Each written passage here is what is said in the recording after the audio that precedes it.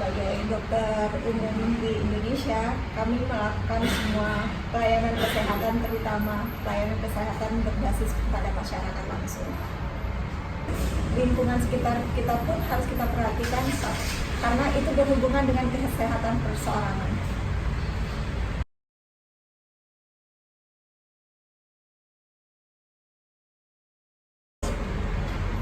Polusi udara di Indonesia ini sangat berkaitan dengan kesehatan perseorangan. Saya belum terlalu bisa menjelaskan tentang kondisi kesehatan masyarakat di sini karena mungkin saya masih baru. Tapi secara umum di tempat lain di Indonesia, terutama di Sumatera yang dimana saya pernah bertugas selama 3 tahun, sangat terkait antara polusi udara dengan kesehatan. Karena di Sumatera itu hampir tiap tahun terjadi kebakaran hutan yang dimana asapnya sangat mengganggu terutama pada anak-anak usia balita.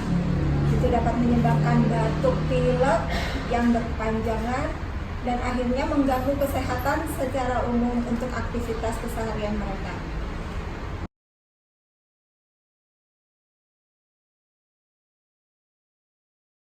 Saran kami kepada pasien pertama yaitu tetap meningkatkan kekebalan tubuh mereka dengan pola makan makanan yang bergizi, dan kemudian bila ada terjadi polusi udara seperti yang tidak kita harapkan tersebut, kemungkinan pasien kami sarankan untuk memakai masker ataupun menutup hidung pada saat berada di luar rumah.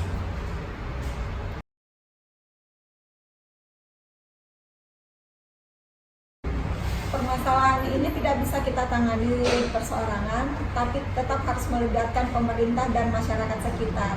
Seperti pada kasus kebakaran hutan, mungkin pemerintah harus mengambil kebijakan untuk mengatur pembukaan lahan. Yang kedua mungkin dari polusi kendaraan, mungkin bisa mengurangi jumlah kendaraan dengan lebih mengefektifkan kendaraan-kendaraan umum untuk dipakai bepergian. Dan ini mungkin tindakan terakhir yaitu mungkin kita menyarankan masyarakat menggunakan masker saat beraktivitas di luar biar tidak terpapar oleh polusi udara.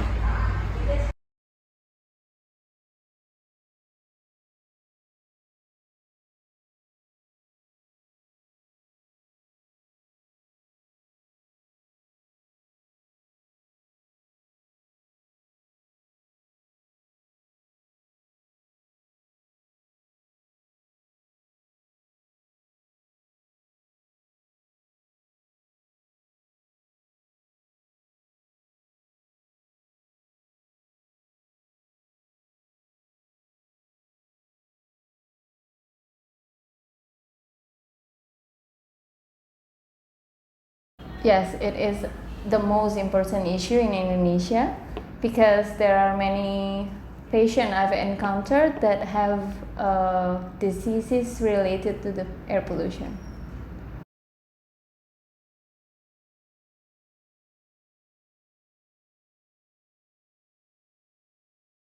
The consequences are especially in the lung health problem. For one example is asthma or malignancy. Some patients I've encountered malignancy because they don't have the risk of smoking behavior, but they have the risk from the pollution contamination, like because they work as a sweeper in the street and they are having the risk of air pollution higher than the others.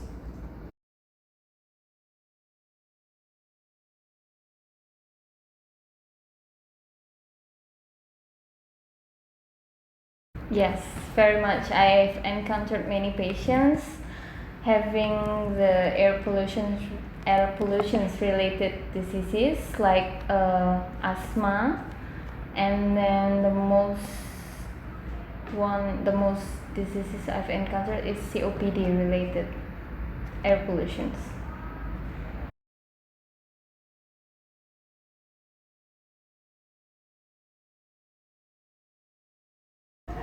Okay, for the government, I think that they have to give the education for the publics that using public transportation is beneficial for them because it will give less pollution. And the second one is from the people itself, they have to use the public transportation. And the second one, for the patient that have asthma or COPD or some diseases that related from the air pollutions, they have to wear a mask so that they won't get exacerbations often.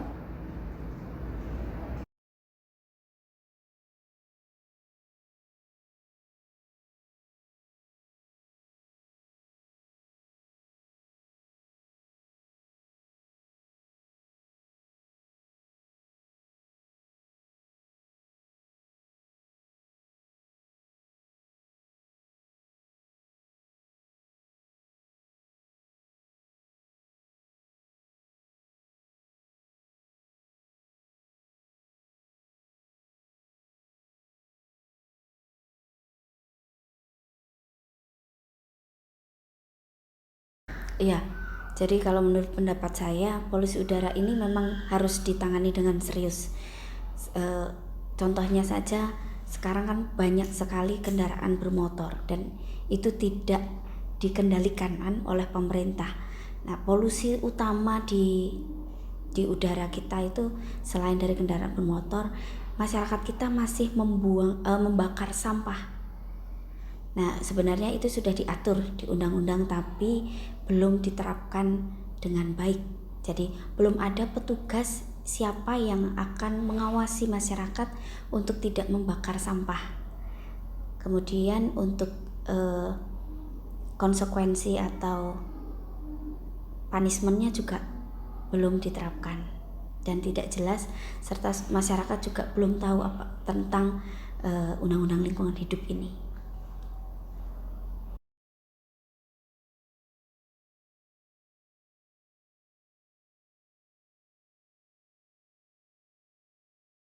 Ya, jadi beberapa peran pemerintah mungkin dengan menetapkan adanya Car Free Day ya di beberapa tempat, nah, itu juga untuk mengurangi polusi dari kendaraan.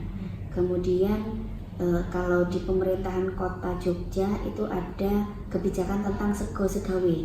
Sego segawe itu adalah sepeda kanggo sekolah lan nyambut gawe.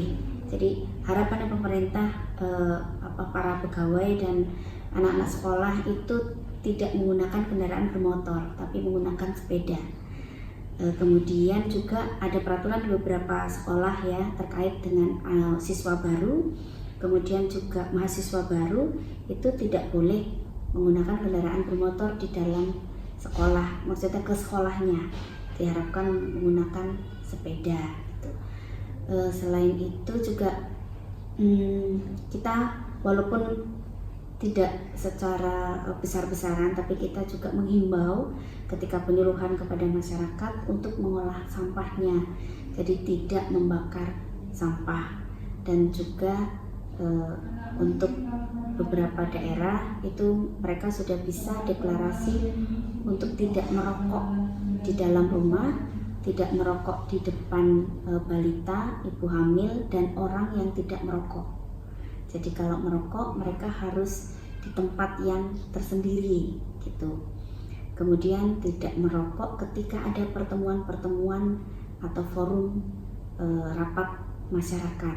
Nah, kemudian juga ada wilayah-wilayah atau instansi-instansi pemerintah, sekolah itu juga di situ dilarang merokok gitu.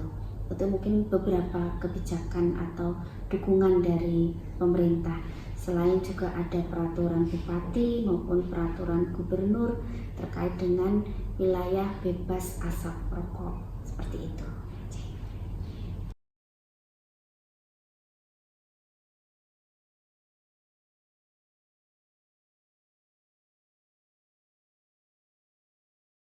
Iya, jadi kedepannya kita akan tetap mempertahankan adanya pohon-pohon di sekitar puskesmas. Kita tidak akan menebang. Kalaupun misalnya kita membutuhkan bangunan atau mau membangun sesuatu itu tetap memperhatikan area hijau. Jadi kita tidak membangun semua lahan itu dengan bangunan gedung-gedung, tapi tetap mempertahankan adanya area hijau di sekitar puskesmas, karena memang yang sepengetahuan saya bahwa pohon-pohon itu yang akan memproduksi oksigen ya, sehingga harapannya lingkungan puskesmas tetap asri, tetap kualitas udaranya juga bagus gitu. Kemudian mungkin kita juga akan mengembangkan kebiasaan untuk hobi sepeda gitu ya untuk karyawan, jadi kita mengurangi polusi dari kendaraan.